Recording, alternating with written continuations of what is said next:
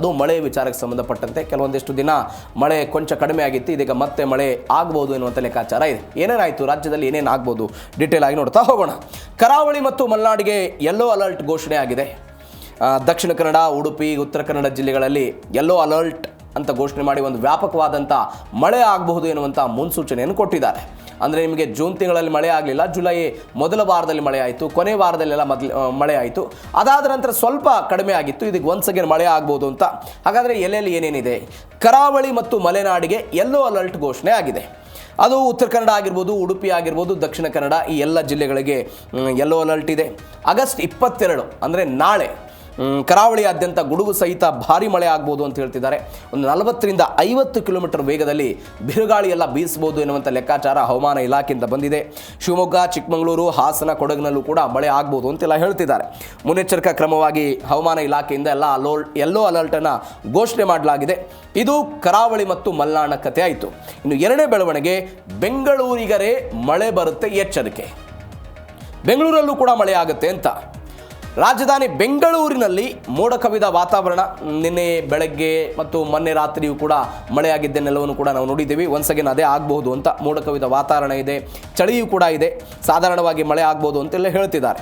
ಸಂಜೆ ಅಥವಾ ರಾತ್ರಿಯ ವೇಳೆಗೆ ನಗರದ ಹಲವು ಕಡೆ ಗುಡುಗು ಸಹಿತ ತುಂತುರು ಮಳೆ ಆಗ್ಬೋದು ಅಂತೆ.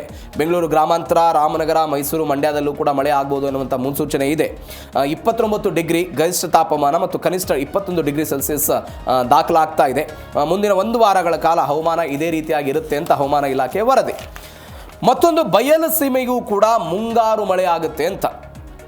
ಉತ್ತರ ಒಳನಾಡಿನ ಬೆಳಗಾವಿ, ಧಾರವಾಡ, ಹಾವೇರಿ, ಗದಗದಲ್ಲಿ ಮಳೆ ಆಗ್ಬೋದು ಅಂತ ಹೇಳ್ತಿದ್ದಾರೆ. ಕಲಬುರಗಿ, ವಿಜಯಪುರ, ರಾಯಚೂರು ಜಿಲ್ಲೆಗಳಲ್ಲಿ ಬಿರುಗಾಳಿ ಸಹಿತ ಮಳೆ ಆಗುತ್ತೆ ಅಂತ. 30ರಿಂದ 40 ಕಿಲೋಮೀಟರ್ ವೇಗದಲ್ಲಿ ಗಾಳಿ ಬೀಸುವಂಥ ಸಾಧ್ಯತೆ ಇದೆ ಅಂತೆ. ಮುಂಗಾರು ಕೊರತೆಯಿಂದ ಬಯಲು ಸೀಮೆಯ ರೈತರೆಲ್ಲ ಕಂಗೆಟ್ಟಿದ್ರು, ಬಟ್ ಮಳೆ ಆಗಿದೆ. ಈಗ ಮಳೆ ಬೇಡ ಅಂತೆಲ್ಲ ಹೇಳ್ತಿದ್ದಾರೆ. ಯಾಕೆಂದರೆ ಮೆಕ್ಕೆಜೋಳ, ಶೇಂಗಾ ಎಲ್ಲವೂ ಕೂಡ ಬರುವ ಹಂತಕ್ಕೆ ಬಂದಿದೆ. ಹೀಗಾಗಿ ಮಳೆ ಬೇಡ ಅನ್ನುವಂಥ ಮಾತಿದೆ. ಬಟ್ ಇವೆಲ್ಲದರ ನಡುವೆಯೂ ಕೂಡ ಮಳೆ ಆಗ್ಬೋದು ಅಂತೆಲ್ಲ ಹೇಳ್ತಿದ್ದಾರೆ. ನೋಡೋಣ. 29 ಜಿಲ್ಲೆಗಳಲ್ಲಿ ಇನ್ನೂ ಇದೆ ಮಳೆಯ ಕೊರತೆ. ಜೂನ್ 1ರಿಂದ ಆಗಸ್ಟ್ 20 ತನಕ ಮಳೆಯ ಅಭಾವ ಕಾಡ್ತು. ಇಷ್ಟು ದಿನಗಳ ಕಾಲ ನಾವೆಲ್ಲ ನೋಡಿದ್ದೀವಿ. ಬೆಳಗಾವಿ, ಬಾಗಲಕೋಟೆ ಜಿಲ್ಲೆಗಳಲ್ಲಿ ಮಾತ್ರ ವಾಡಿಕೆಯಷ್ಟೆಲ್ಲ ಮಳೆಯಾಗಿದೆ. 29 ಜಿಲ್ಲೆಗಳಲ್ಲಿ ಮುಂಗಾರು ಮಳೆಯ ತೀವ್ರ ಕೊರತೆ ಆಗಿದೆ. ಹಾಗಾದರೆ ಬಂಗಾಳ ಕೊಲ್ಲಿಯ ವಾಯುಭಾರ ಕುಸಿತದಿಂದ ಈ ಮಳೆಯ ಪ್ರಮಾಣ ಹೆಚ್ಚಳ ಆಗುತ್ತಾ, ಅಥವಾ ಮತ್ತೆ ಮಳೆಯೆಲ್ಲವೂ ಕೂಡ ಜಾಸ್ತಿ ಆಗುತ್ತಾ, ಜಲಾಶಯಗಳಲ್ಲಿ ನೀರಿನ ಒಳಹರಿವು ಕೂಡ ಜಾಸ್ತಿ ಆಗುತ್ತಾ, ಏನು ಎತ್ತ ನೋಡೋಣ. ಇವೆಲ್ಲದರ ನಡುವೆಯೂ ಕೂಡ 29 ಜಿಲ್ಲೆಗಳಲ್ಲಿ ಅಂದರೆ ಮುಂಗಾರು ಸಮಯಕ್ಕೆ ಸರಿಯಾಗಿ ಬರದೆ ಇಂಥದ್ದೊಂದು ಕೊರತೆಯನ್ನು ಎದುರಿಸಿದೆ. ಹೀಗಾಗಿ ಮಳೆಯ ಆಟದಲ್ಲಿ ಏನಾಗುತ್ತೆ ಕಾದು ನೋಡೋಣ. ಇದು 29 ಜಿಲ್ಲೆಗಳ ಕಥೆ. ಇದು ಮಳೆಯ ಕೊರತೆ.